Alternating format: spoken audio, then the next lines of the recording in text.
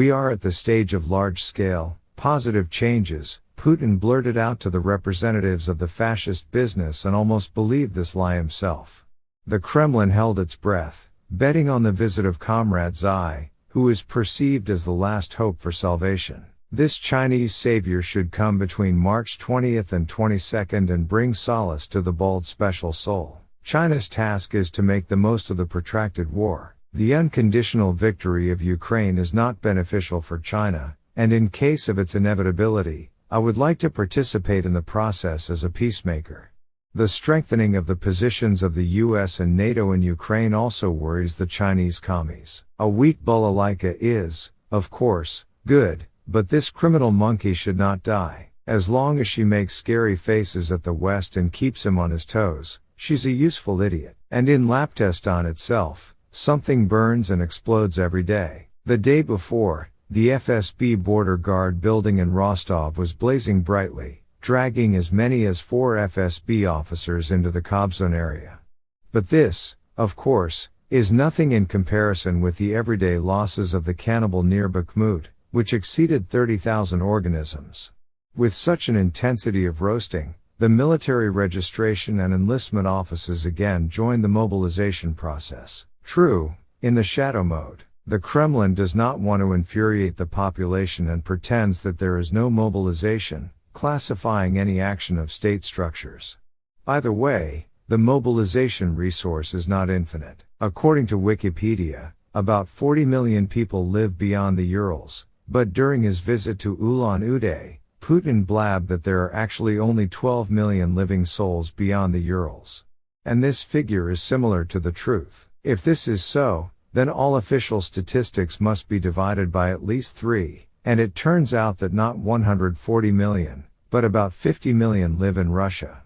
Moreover, with a tendency to extinction. And this is a completely different picture of cave prosperity. In general, Putin this week blabbed on a voluminous quote book for the mentally retarded. It turns out that the war gave impetus to the development of the regions, and in the West, turnip stocks were depleted. And it's time for every propagandist to memorize the proverb about the girl chorus, so that they correspond to the intellectual level of the leader.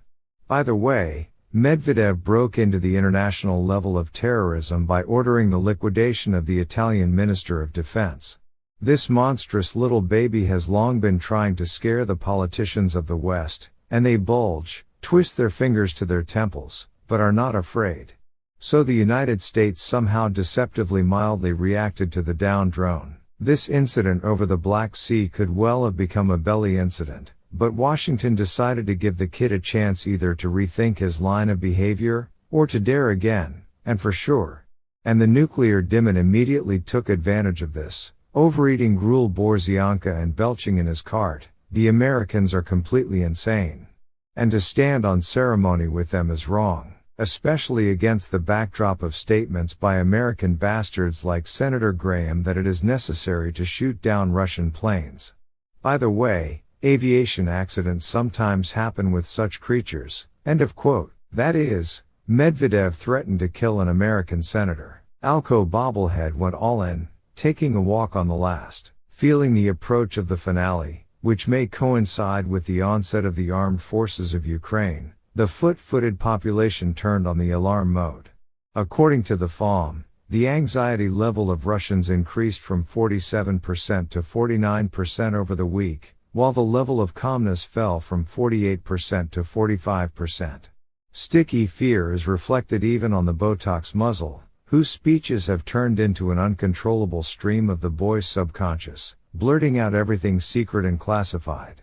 Either way, this also characterizes the level of speech writers who work on the hook. It seems that no one cares about the reputation of the Supreme Commander, and he is happy to spew impromptu uncontrollably, merging himself into a sewer. The only miracle that he and all his entourage hope for is the visit of Xi Jinping. But the Kremlin's expectations may be greatly exaggerated. Comrade Xi, of course, was very frostbitten, but not to such an extent that right now he would enter into a crazy confrontation with the United States.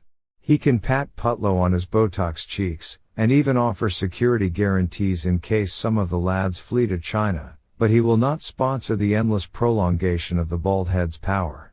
For some time, yes, and then, in exchange for territory. In the meantime, Ukraine, on the eve of the offensive, is getting everything it needs for this. Polish President Andrzej Duda announced the transfer of 4 MiG-29s to Ukraine in the coming days. The Slovak government unanimously approved an international agreement on donating MiG-29s and air defense systems to Ukraine. The guys in Solovyov's studio are already throwing nuclear missiles with might and main, blowing up the remnants of the brains of a hardened audience, which is beginning to suspect that the best event in their life is ahead of them.